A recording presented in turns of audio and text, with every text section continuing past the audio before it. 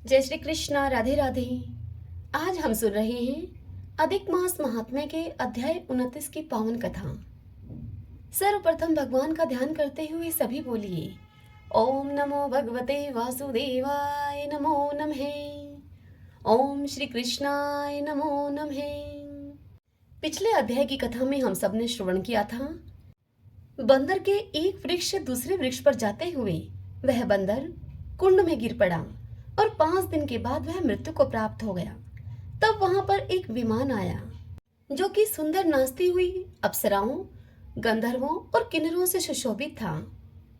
इस विमान को आया हुआ देखकर बंदर बड़ा ही आश्चर्यचकित हुआ और कहने लगा कि मुझ पापी को यह विमान का सुख कैसे मिला। मैंने कौन सा ऐसा सुकृत्य किया है जिससे कि मैं हरि के स्थान को प्राप्त हो रहा हूं।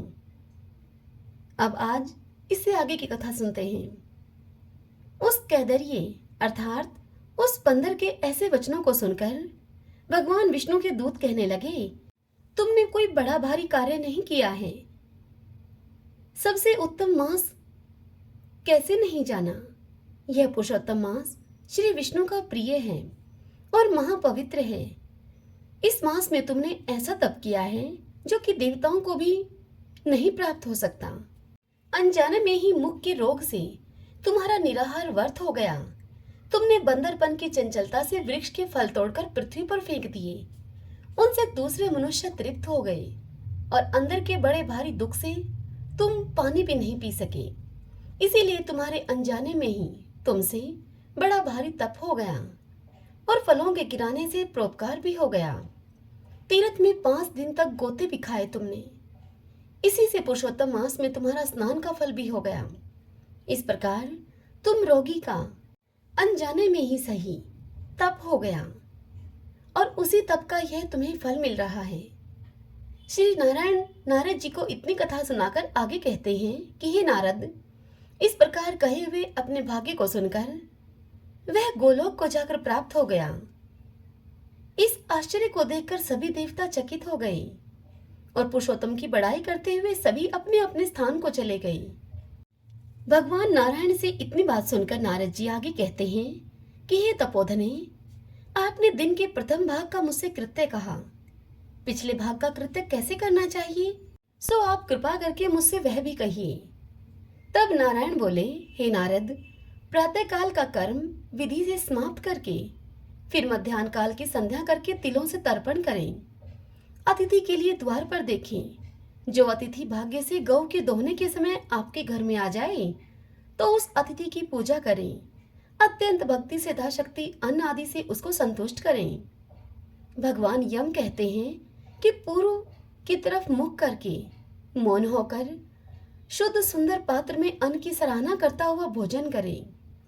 पहले स्वाहा के अंत में ओमकार का उच्चारण करके घी से लपेटे हुए 5 ग्रासों को बिना दांत लगाए ही जीवा से निगल जाए। फिर मन लगाकर पहले मीठा भोजन खाएं। ब्राह्मण शास्त्र विरुद्ध अभक्ष्य भोज्य आदि पदार्थों को न खाएं। सूखावासी भोजन भी अभक्ष्य कहा है। भोजन की थाली पर बैठकर श्रेष्ठ मार्ग का विरोध न करें। श्रेष्ठ शास्त्र के आश्रय से परब्रह्मा श्री कृष्ण का विचार करके फिर बुद्धिमान पुरुष सर्वत्र आजीविका न हो तो भी मन को एकाग्र करके 2 घड़ी आत्म विद्या का श्रवण करें। फिर यथेष्ट अपना काम धंधा करें और संपूर्ण सिद्धियों के देने वाले श्री कृष्णचंद्र का मन में ध्यान करें। सूर्य के अस्त होने पर तीर्थ अथवा घर पर जाकर पैर धोकर सायंकाल की संध्या करें। सायंकाल की संध्या करके अग्नि को आहुति देकर अनुचरों के सहित अल्प भोजन करने के लिए बैठ जाए। भोजन करके तकिया आदि सहित कोमल शैया पर जाए। गृहस्थी पुरुष सदैव भली प्रकार से गृहस्थ के कर्मों को करे। हिंसा नहीं करनी चाहिए, सत्य बोलना चाहिए, सब प्राणियों की रक्षा और उन पर दया करनी चाहिए। यह सब गृहस्थियों के लिए धर्म कहे गए हैं। हरि ओम तत्सत। श्रीमन्नारायण नारायण हरि हरि भजमन नारायण नारायण हरि हरि। सभी बोलिए विष्णु भगवान की जय। आइए भगतजनों, अब हम बद्रिका आश्रम महात्म्य की कथाओं का रसपान करते हैं। आज की कथा में हम सुनेंगे बद्री क्षेत्र और वहां भगवान के प्रसाद ग्रहण की विशेष महिमा, कपाल तीर्थ, ब्रह्मा तीर्थ और वसुधारा तीर्थ की महिमा। स्कंद जी ने महादेव जी से पूछा कि हे प्रभु, भगवान विष्णु वहां किस लिए निवास करते हैं? उनके दर्शन और स्पर्श आदि से किस पुण्य और किस फल की प्राप्ति होती है, यह बतलाइए। तब भगवान शिव बोले, हे स्कंद, पहले सतयुग के आदि में भगवान विष्णु सब प्राणियों का हित करने के लिए मूर्तिमान होकर रहते थे। त्रेता युग में ऋषिगणों को केवल योग अभ्यास से दृष्टिगोचर होते थे वे। द्वापर आने पर भगवान सर्वथा दुर्लभ हो गए, उनका दर्शन कठिन हो गया। तब देवता और मुनि बृहस्पति जी को आगे करके ब्रह्मा जी के लोक में गए और उन्हें वहां जाकर प्रणाम करके वे बोले, हे पितामह, आपको नमस्कार है। आप समस्त जगत के आश्रय और शरणागतों के दुख को दूर करने वाले हैं। हे सुरेश्वर, आपका हृदय करुणा से भरा हुआ है। जब से द्वापर आया है, विशाल बुद्धि वाले भगवान विष्णु विशालापुरी अर्थात बद्रिकाश्रम में नहीं दिखाई देते हैं। इसका क्या कारण है, बतलाइए प्रभु। तब ब्रह्मा जी बोले कि हे देवताओं, मैं इस बात को नहीं जानता। आज तुम्हारे ही मुंह से मैंने इस बात को सुना है। आओ हम लोग क्षीर समुद्र के तट पर चलें। ब्रह्मा जी के ऐसा कहते ही देवता और तपोधन मुनि ब्रह्मा जी को आगे करके गए और क्षीर सागर पर पहुंचकर विचित्र पद एवं अर्थ वाली वाणी के द्वारा देवादिदेव जगदीश्वर विष्णु जी की स्तुति करने लगे। ब्रह्मा जी बोले कि समस्त प्राणियों की हृदय गुफा में निवास करने वाले हे पुरुषाध्यक्ष, आपको नमस्कार है। हे वासुदेव, आप सबके आधार हैं, संसार की उत्पत्ति के आप कारण हैं और यह समस्त चराचर जगत आपका स्वरूप है।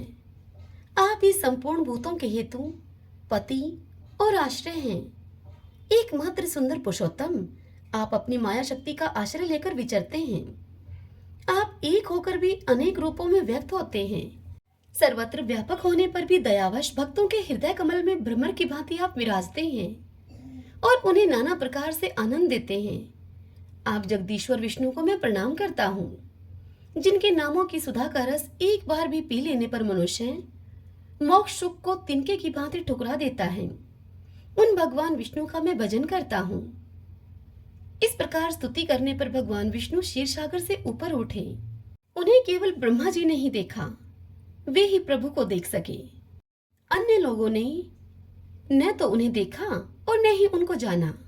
भगवान ने जो कुछ कहा उसे ब्रह्मा जी ने ही सुना और भगवान को प्रणाम करके देवताओं को उन्होंने समझाया।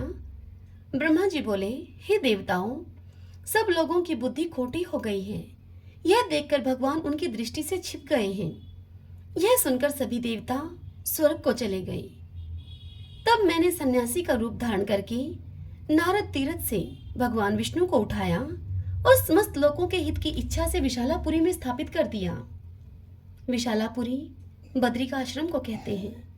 उनके दर्शन मात्र से बड़े बड़े पातक क्षण भर में नष्ट हो जाते हैं।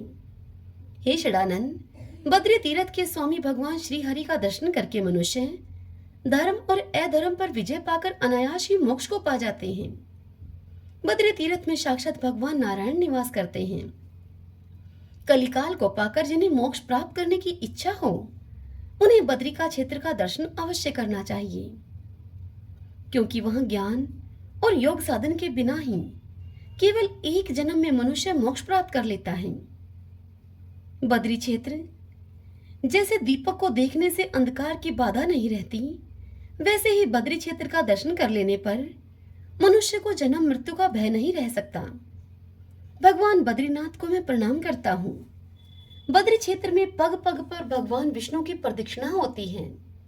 हे षडानंद, बद्री क्षेत्र में भगवान विष्णु के प्रसाद का एक दाना भी यदि मिल जाए तो वह पाया हुआ भोजन करने पर समस्त पापों को उसी प्रकार से शुद्ध करता है जैसे कि भूषी की आग सोने को तपाकर शुद्ध करती है।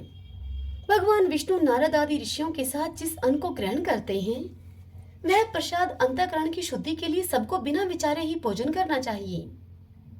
भगवान का प्रसाद ग्रहण करने के लिए देवता भी बद्री क्षेत्र में आते हैं और भगवान के भोजन कर लेने के बाद प्रसाद लेकर अपने लोक को लौट जाते हैं।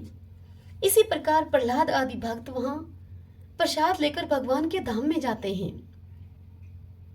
बचपन, जवानी और बुढ़ापे में जानबूझकर भी जो पाप किया गया है, वह बद्री क्षेत्र में जाकर भगवान विष्णु का प्रसाद भक्षण करने मात्र से नष्ट हो जाता है।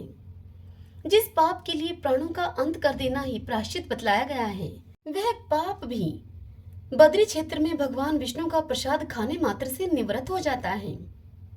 बद्री क्षेत्र में भगवान विष्णु का प्रसाद भक्षण करने से मनुष्य भगवान की शालोक्य मुक्ति को पाता है। जिसके हृदय में भगवान विष्णु का रूप, मुख में भगवान का नाम, पेट में श्री हरि का प्रसाद और मस्तक पर निर्माल्य के सहित भगवान का चरणामृत है, वह विष्णु स्वरूप ही है। ब्रह्म हत्या, मदिरापान, चोरी और गुरु पत्नी गमन, ये महापाप बद्री क्षेत्र में भगवान विष्णु का प्रसाद ग्रहण करने मात्र से नष्ट हो जाते हैं। पृथ्वी में जो तीर्थ, व्रत और नियम हैं, उनसे भी शीघ्र बद्री क्षेत्र में भगवान का चरणामृत पवित्र करने वाला है। यदि बद्री क्षेत्र में मनुष्य को एक बूंद भी भगवान का चरणामृत मिल जाए तो उसको क्या दुर्लभ है। प्रायश्चित तभी तक गर्जना करते हैं जब तक कि बद्री क्षेत्र में भगवान का चरणामृत नहीं मिल जाता है। जिन मनुष्यों को अनायास ही मोक्ष के मार्ग पर जाने की इच्छा हो, उन्हें प्रयत्न पूर्वक बद्री क्षेत्र में भगवान विष्णु के प्रसाद का भक्षण करना चाहिए। जो मनुष्य बद्री क्षेत्र में दिए हुए दान को ग्रहण करते हैं, वे पापी जन्म मरण रूप संसार के भागी होते हैं। उनको कभी यात्रा का फल नहीं मिलता। बद्री क्षेत्र में सन्यासियों को भोजन देने से अपराधी भी भगवान को प्रिय हो जाता है। विष्णु के समान कोई देवता नहीं, विशाला के समान कोई पुरी नहीं। विशाला बद्रिका क्षेत्र को कहते हैं, बद्रीनाथ को कहते हैं। सन्यास के समान कोई सेवा का पात्र नहीं और ऋषि तीर्थ यानी कि बद्री क्षेत्र के समान कोई तीर्थ नहीं है। सन्यासियों को यहाँ विशेष फल की प्राप्ति बतलाई गई है। 10 बार वेदांत श्रवण से जो पुण्य कहा गया है, वह बद्री तीर्थ के दर्शन मात्र से सन्यासियों को प्राप्त हो जाता है। ज्ञानी, अज्ञानी, सन्यासी अथवा व्रतपरायण सभी पुरुषों को अभिष्ट फल की प्राप्ति के लिए बद्री क्षेत्र का अवश्य ही दर्शन करना चाहिए। शिव शंकर भगवान की इतनी बात को सुनकर स्कंद बोले, हे महेश्वर, जहां आपके हाथ से कपाल गिरा है, कृपया करके उस तीर्थ का महात्म्य मुझसे कहिए। तब भगवान शिव ने कहा कि हे वत्स, वह अत्यंत ही गोपनीय तीर्थ है। देवता और असुर सभी वहां पर मस्तक झुकाते हैं। ब्रह्मा हत्यारा मनुष्य भी वहां स्नान करने मात्र से शुद्ध हो जाता है।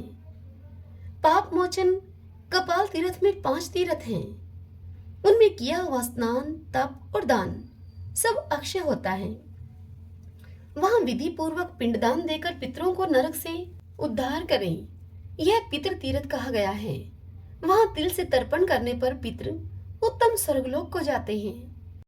जो भी मनुष्य एकाग्रचित होकर स्थिरता पूर्वक वहां एक दिन और एक रात तक जप में लगा रहता है, उसके महान मनोरथ की सिद्धि तत्काल हो जाती है। शिव शंभू की इतनी बात को सुनकर स्वामी कार्तिकेय ने उनसे पूछा कि पिताजी, ब्रह्मा तीर्थ कहाँ है और उसका क्या फल बताया गया है। तब भगवान शिव ने कहा कि एक समय भगवान विष्णु की नाभि से निकले हुए कमल पर प्रजापति ब्रह्मा जी विराजमान थे। उसी समय मधु और कैटब नामक दैत्य ब्रह्मा जी से वेदों को चुराकर चल दिए। तब ब्रह्मा जी ने भगवान विष्णु के द्वारा प्रतिपालित बद्री तीर्थ में आकर उन्हें प्रणाम किया और उन सनातन भगवान की स्तुति की। तब भगवान श्री हरि हयग्रीव अवतार को धारण करके एक कुंड से प्रकट हुए। उनके हाथों में शंख, चक्र आदि आयुध शोभा पा रहे थे। उनकी कटी में पीताम्बर सुशोभित था। श्री अंगों की कांति श्वेत थी। वे 4 भुजाधारी भगवान हयग्रीव दर्पपूर्ण दृष्टि से सभी ओर देख रहे थे। उनका स्वरूप अद्भुत था। नेत्रों से कठोरता प्रकट हो रही थी। उनके गर्दन के चंचल बालों से टकराकर मेघों की छटा छिन्न भिन्न हो जाती थी।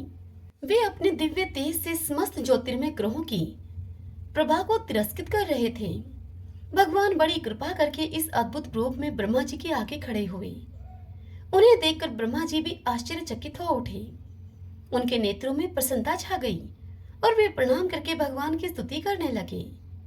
ब्रह्मा जी बोले, जिनकी नाभि से कमल प्रकट हुआ है, उन भगवान विष्णु को नमस्कार है। लक्ष्मी जी के आश्रयभूत हे नारायण, आपको नमस्कार है।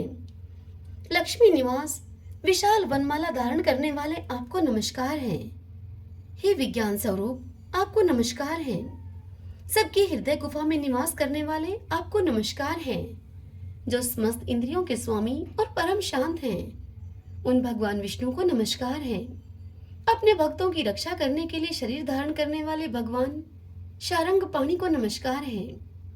अनंत कलेशों का नाश करने वाले गदाधारी ब्रह्मा को नमस्कार है। संसार की विविध आसार वस्तुओं से निवृत्त करने के लिए कर्म करने वाले भगवान को नमस्कार है। समस्त जीवों के रक्षक विजयशील विष्णु को नमस्कार है। हे विशंभर, समस्त गुणवर्तियों से निवृत्त होने वाले आपको नमस्कार है। देवताओं और असुरों के श्रेष्ठतम अवलंबन, सांसारिक विषयों से निवृत्ति और समस्त विश्व की रक्षा, ये दोनों आपकी कीर्तियां हैं। आपको नमस्कार है। हे स्कंद, सबके हृदय में रहने वाले सर्वज्ञ महेश्वर श्री विष्णु की ब्रह्मा जी ने जब इस प्रकार से स्तुति की, तब वे शीघ्र ही वहां गए और उन दोनों दैत्यों को बांधकर उन्होंने लीला पूर्वक उनको मार डाला। तत्पश्चात वेदों को लेकर वे ब्रह्मा जी के समीप आए और ब्रह्मा जी को देकर स्वरूप में स्थित हो गए।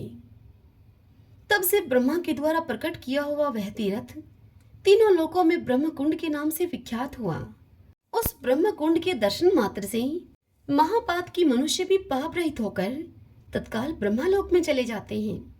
जो लोग यहाँ पर स्नान और व्रत करते हैं, वे ब्रह्मालोक को भी लांघकर विष्णु लोक में जाते हैं। शंकर भगवान की इतनी बात को सुनकर स्कंद ने उनसे पुनः पूछा, वेदों को पाकर ब्रह्मा जी ने फिर क्या किया?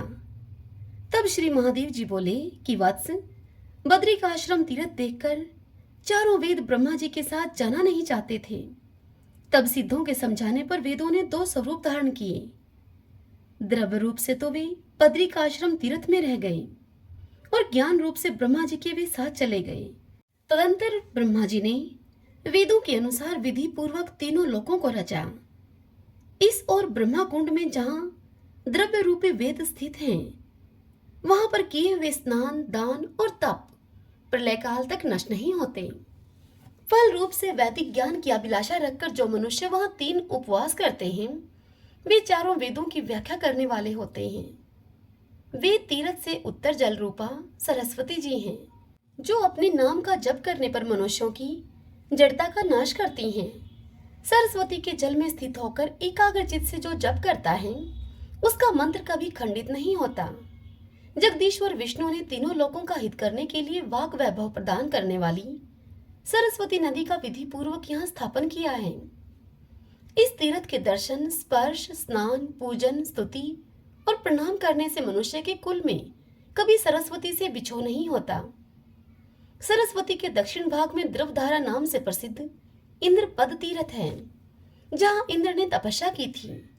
प्रत्येक माह के शुक्ल पक्ष में त्रयोदशी तिथि को इंद्र को संतुष्ट करने वाले उस तीर्थ में स्नान करके 2 उपवास और भगवान विष्णु का पूजन करने से मनुष्य सभी पापों से मुक्त होकर इंद्रलोक में प्रतिष्ठित होता है। वहीं पर मानसोद्भेद तीर्थ है, जो कि सभी पापों का नाश करने वाला है। वह तीर्थ सभी जीवों के लिए दुर्लभ है। वहाँ जो महर्षि हैं, वे हृदय ग्रंथि का भेदन करते हैं, सब संशयों को काटते हैं और कर्म बंधन को वे क्षीण कर डालते हैं। इसीलिए उस तीर्थ का नाम मानसोद्भेद है। यदि भाग्यवश मनुष्य वहां एक बूंद भी जल पा जाए, तो तत्काल उसकी मुक्ति हो जाती है।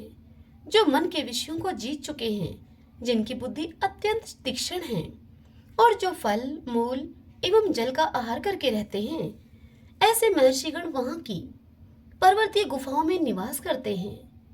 ये मुनि फलाहार, शुद्ध वायु सेवन, गुफा का निवास, झरनों के जल में स्नान तथा आश्रम धर्म का पालन करते हैं और वलकल तथा वर्णामय उत्तम वस्त्र धारण करके तीनों समय के स्नान से दुर्जय इंद्रियों के पराक्रम पर भी विजय पा चुके हैं।